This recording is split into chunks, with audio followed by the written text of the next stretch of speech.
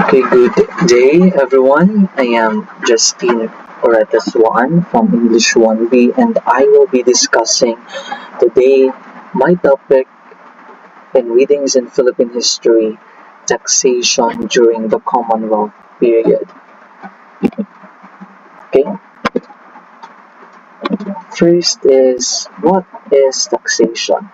Taxation is the process by which the sovereign, through its lawmaking body, raises revenues used to defray expenses of government. Also, ang taxation daw is the process by which governments collect revenue from citizens and businesses to fund public goods and services. It is essential daw, it is important and essential for governments to fund public goods and services, support economic growth, and ensure social welfare. Now, the Commonwealth of the Philippines refers to a period in Philippine history from 1935 to 1946. During this time, the Philippines was a self-governing territory under the sovereignty of the United States. So during this period, there is changes in the system. Okay, in 1936, income tax rates increased, surtax added for high earners. So what that means. Income tax rates increase. The government raised the percentage of income that individuals and businesses had to pay in taxes. This means that taxpayers would have to contribute a larger portion of their income to the government. So, naay increase nga nahitabo sa tax sa mga income sa mga citizens. And additional, there is surtax added for high earners, meaning a surtax is an additional tax imposed on top of the regular tax rate. In this case, high earners would have to pay not only the increased income tax rate but also an extra amount of tax on their income above a certain threshold. Meaning, nag-increase na gani ang imong tax sa imong based sa imong income, naa na say nag-add nga surtax which resulted nga you will need to pay another tax on top of that regular tax. So nagdoble na ang imong nabayaran. Next is the 1937 cedula tax abolished. It was a progressive move. Residence tax imposed on all citizens and 18 age above. It was a regressive move, meaning the cedula tax, a type of poll tax or head tax, was abolished. Nawala daw. This tax was typically imposed on individuals, often regardless of income or social status. Abolishing it was considered progressive. It was progressive because it, first, relieved the burden on low-income individuals. Second, it promoted social equity. So, muna siya ang nitabo. That is the benefits in abolishing the cedula tax. Next is the residence tax. Residence tax imposed. A residence tax was introduced, requiring all citizens aged 18 and above to pay a tax simply for residing in the country. This move was regressive because it applied to all citizens regardless of income. Second, it placed a disproportionate burden on low-income individuals. So meaning, balance ang nahitabo ani sa residence tax. Balance ang pagbayad sa mga tawo nga above 18 plus ang edad, pero naa siya unfair treatment. There is unfairness na nahitabo because same nagbayaran ang mga high earners sa mga low earners. The combination of these two reforms, the cedula tax abolished and the residence tax, has mixed implications for social equity and taxation fairness. Okay, next, in the 1939, we have the next changes. The Commonwealth government drafted National Internal Revenue Code. So, unsa man ang under ani nga code? Okay, we have 6. The first one is normal tax of 3% and the surtax on income was replaced by a single tax at a progressive rate, meaning na ay normal tax ng 3%. There is a fixed 3% tax rate on income daw. Second, surtax on income, an additional tax on top of the normal tax. So kani sila, it was being replaced, napulihan ni siya by a single tax at a progressive rate. So unsa na pud siya? A single tax with a progressive rate structure, meaning tax rates increase as income increases. So kung magtaas daw ang imong income, therefore ang imong tax kay mag-increase. Second, one tax rate applies to income rather than separate normal and surtax rates. So kanina, kanina sa 1936 nga naa nagali kay normal nimo nga tax nga pagabayaran naa na po'y surtax nga naad on top of that regular tax. So diri sa National Internal Revenue Code sa number 1, kanido ko nga fixed 3% and surtax on income, it was being replaced by a single tax. Meaning, isa ra imong pagabayaran nga tax based on your income. So the implications of this is it simplified tax systems, fewer tax layers. It increased also fairness. Progressive rates target higher income earners. This reform aimed to create a more equitable and efficient tax system. Next is the personal exemptions were introduced. Okay, personal exemptions refers to a specific amount of income that is exempt from taxation. Okay, the purpose ani is personal exemptions provide tax relief to individuals by reducing their taxable income. Second, the exemption amount is intended to cover basic living expenses.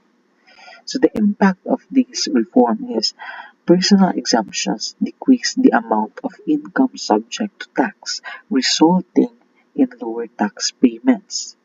By reducing tax liability, personal exemptions can increase individuals' disposable income. Now, personal exemptions aim to make the tax system more equitable and support low-income individuals.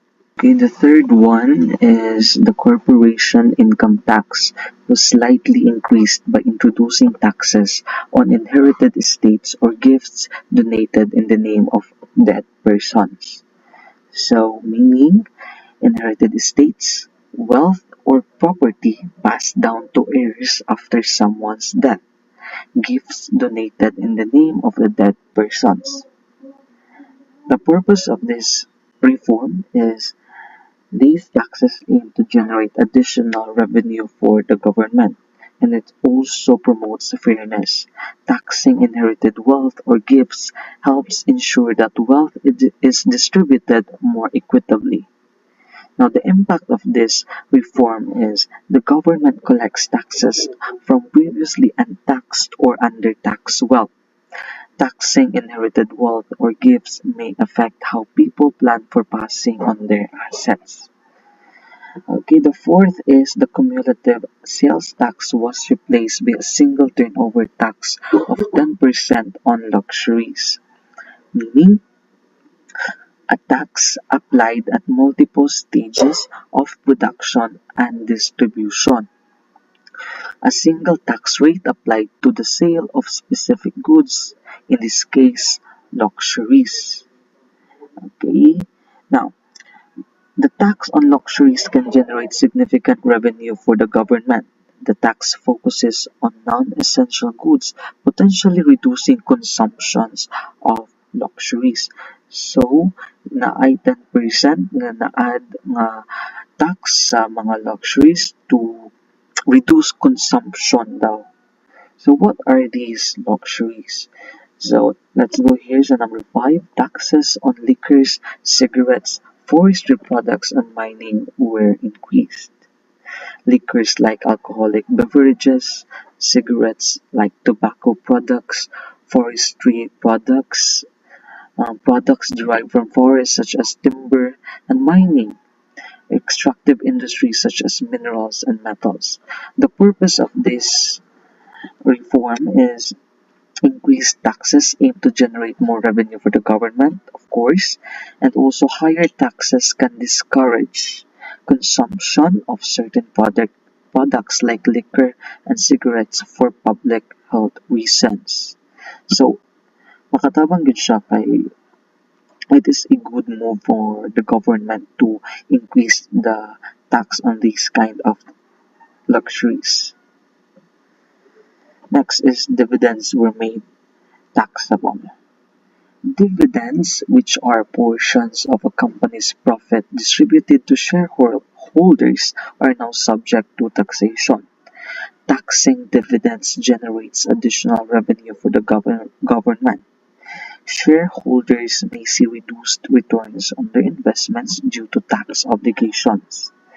The purpose of this, why dividends were made taxable, because taxing dividends aims to treat investment income similarly to other forms of income. The government collects taxes from previously untaxed or undertaxed dividend income. Let's proceed to analysis of the new system. The lower class bore most of the burden, while the upper class, elite, and politicians benefited. Agriculture was favored with low taxes, which discouraged industrial investment.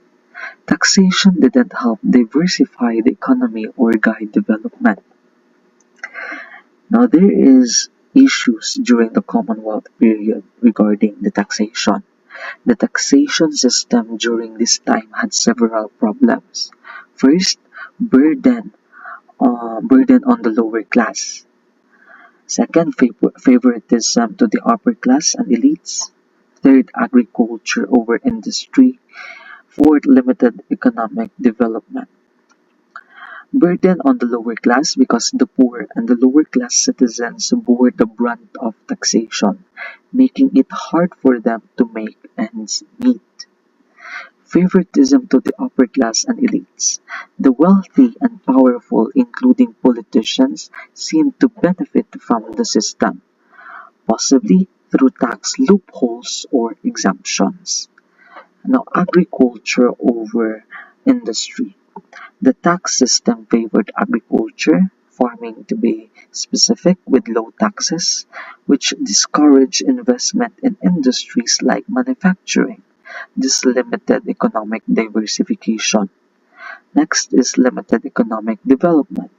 The taxation system didn't effectively guide or support the country's economic development, potentially hindering progress. Now, in simple terms, the tax system was unfair, favoring the rich and agriculture, while burdening the poor and limiting economic growth. Taxation during World War II. The Japanese kept their existing system and exempted their own supplies. Foreign trade decreased, and main tax sources shifted to amusements, manufactures, etc. It was challenging to collect taxes during the war. They used national sweepstakes and government bonds to raise more funds, and military notes were issued to cover war costs, meaning Japanese kept their existing tax system. They didn't make significant changes to their tax structure. Second, exempted owned supplies, meaning goods and services for the military were exempt from taxes. The challenges, however, for this is war disrupted international trade, reducing tax revenue. Taxes focus on amusements like entertainment and manufactures like goods production. The innovative funding methods used during this period is the national sweepstakes. They used lotteries to raise funds. Citizens bought bonds to support the war effort, and they used military notes, special currency issued to cover war expenses. The Japanese government faced challenges in collecting taxes during the war and used creative methods to raise funds, including sweepstakes and bonds. Okay, in conclusion, we can see that during the taxation, during the Commonwealth period, we have seen that there is an unfairness happen because imagine people been paying irregular tax and also there is a surtax on top of that regular tax. We can see the unfairness during this period, especially in 1936. However, in 1939, the Commonwealth government drafted National Internal Revenue Code, which replaced all of that unfair reforms na nahitabo during this period. Despite attempts at reform, taxation system remained unfair and ineffective in promoting economic development.